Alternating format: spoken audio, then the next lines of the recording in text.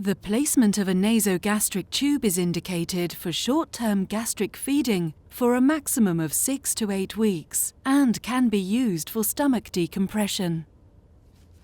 The procedure should only be undertaken by a skilled healthcare practitioner who fully understands the associated risks and contraindications.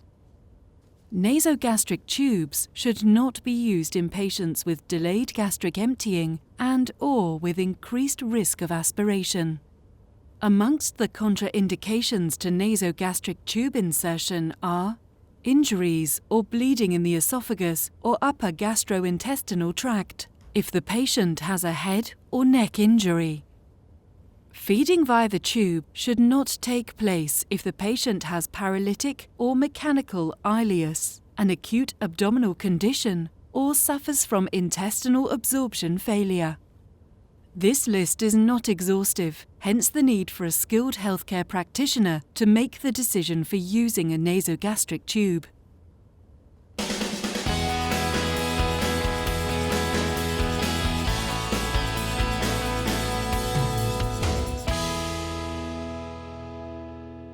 The Nutricia Flocare nasogastric PER tubes are available in a wide range of lengths and charrières, and with multiple types of connectors. The tubes are available in polyurethane, PER, and silicone, and are offered with or without guide wire. The Nutricia Flocare nasogastric tubes have a number of key features. They are designed for easy insertion, and the tube position can be easily confirmed by X-ray. The tubes contain 3 white opaque lines to improve visibility under X-ray and supports confirmation of tube position, which enhances usability for the healthcare professional and improves safety for patients, and thereby providing best care. Flocare has a transparent polyurethane tube with blue printed 2 cm block markings with numbers and dot markings at intervals of 1 cm. The blue colour, as well as the increased rate of markings, will further enhance usability and easiness of placement for healthcare practitioners. Flocare also has a tip with lateral and distal outlets. Siliconized guide wire for easy removal of the wire once correct placement has been confirmed. Flocare is available with funnel connection or with male Luer lock.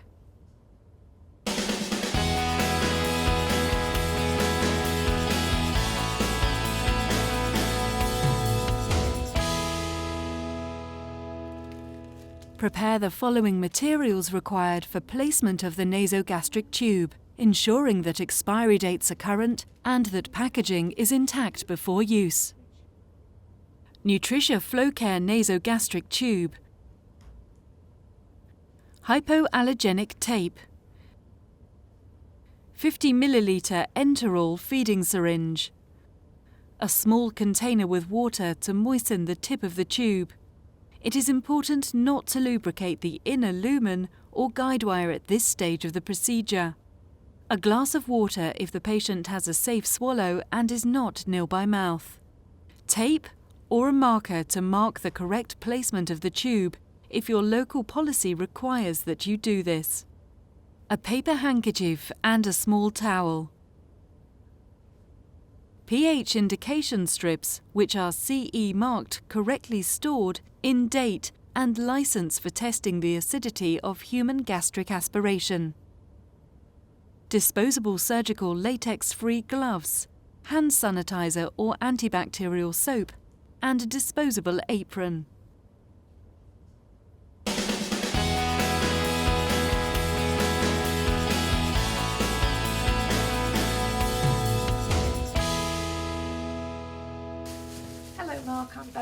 Having undertaken a prior full risk assessment, explain the procedure to the patient in order to gain informed consent. Ideally, help the patient into a comfortable upright position, or semi-recumbent, as upright as possible, well supported by pillows. Infection control techniques should be practiced at all times. Wash your hands with antibacterial soap and wear surgical gloves and a disposable apron. When using a tube with a guide wire, introduce the guide wire completely into the tube prior to placement by pushing the handle of the guide wire completely into the large opening of the feeding connector. Ensure that the guide wire moves freely within the tube, and if in doubt at all, a flush with air will confirm tube patency.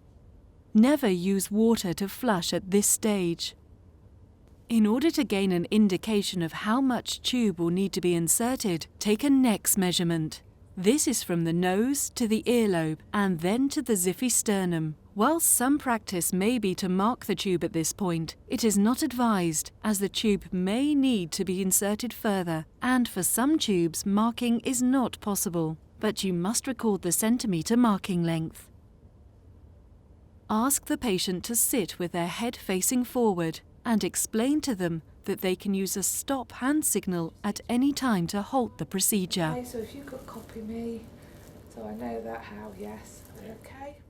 Place a towel on the patient's chest, or if the patient is a child, they may be swaddled in a sheet and held in the appropriate way.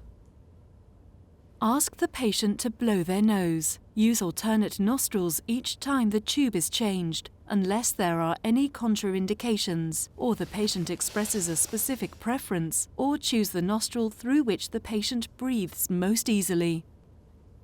Submerge the tip of the tube into the container with water. This will facilitate the introduction of the tube.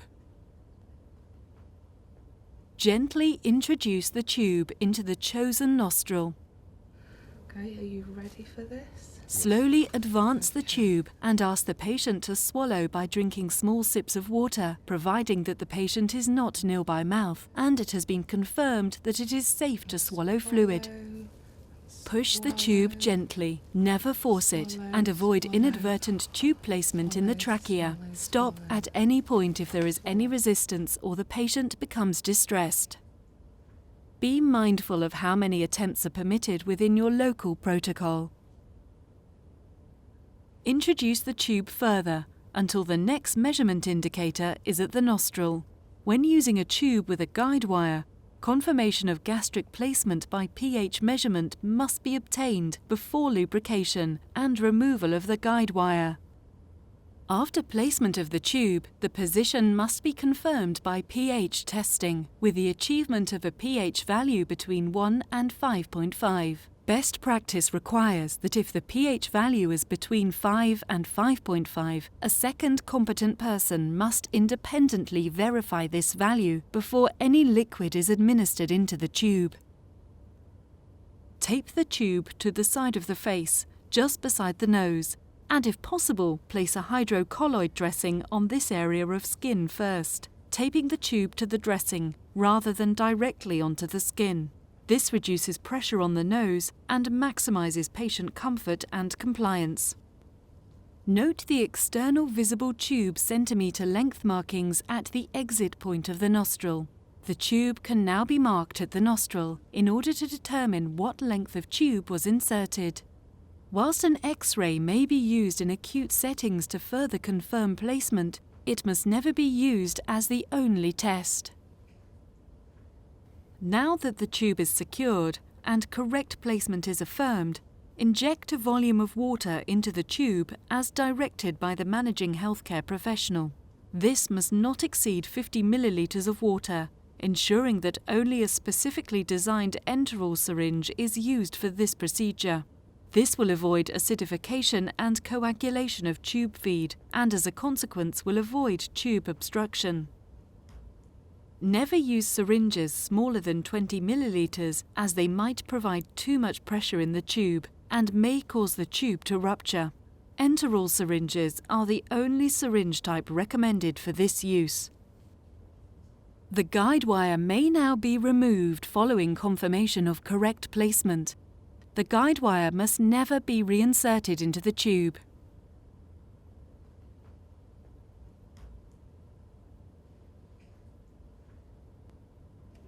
The following details will need to be recorded in the patient's medical chart.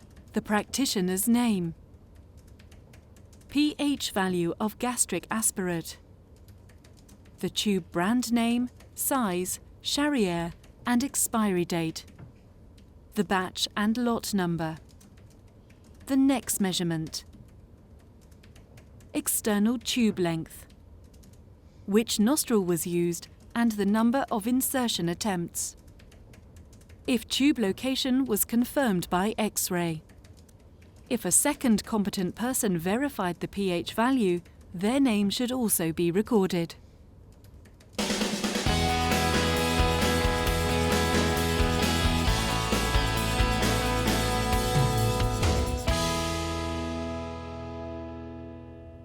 Infection control techniques must be practiced at all times. Wash your hands and wear surgical gloves whenever handling the tube feed or feeding system. Patients or their carers in the community may choose not to use gloves, but should be mindful of the potential for cross-contamination. The position of the tube must be checked before every administration of liquid after bouts of vomiting, retching or coughing, when the tube feed is changed, or whenever the position of the tube is in doubt. This is performed by checking the next measurement against the patient records and by ensuring the pH of aspirated gastric content is between 1 and 5.5. If the location of the tube is in doubt, the position must be confirmed by X-ray. The tube should be flushed before and after feed or medication administration with 20 to 40 milliliters of water and at least every 8 hours or as per the patient's feeding regimen from the dietitian or managing healthcare professional. A new Flocare feeding set should be used every 24 hours. The hanging time of the tube feed is limited and you should check the instructions on the label for guidance. Care of the nose and mouth are very important. Ensure that the tape is removed and replaced if it becomes dirty or loose. The skin should be cleaned and a new tube placed in the other nostril if the skin is damaged. Regular care of the mouth, teeth and lips are especially important when the patient is not able to eat or drink. Immediately stop feeding and ask for medical help when there are doubts about the patient's medical condition, such as shortness of breath, abdominal pain or vomiting, which may indicate misplacement of the tube. The Flocare per tube should be replaced every 6 to 8 weeks.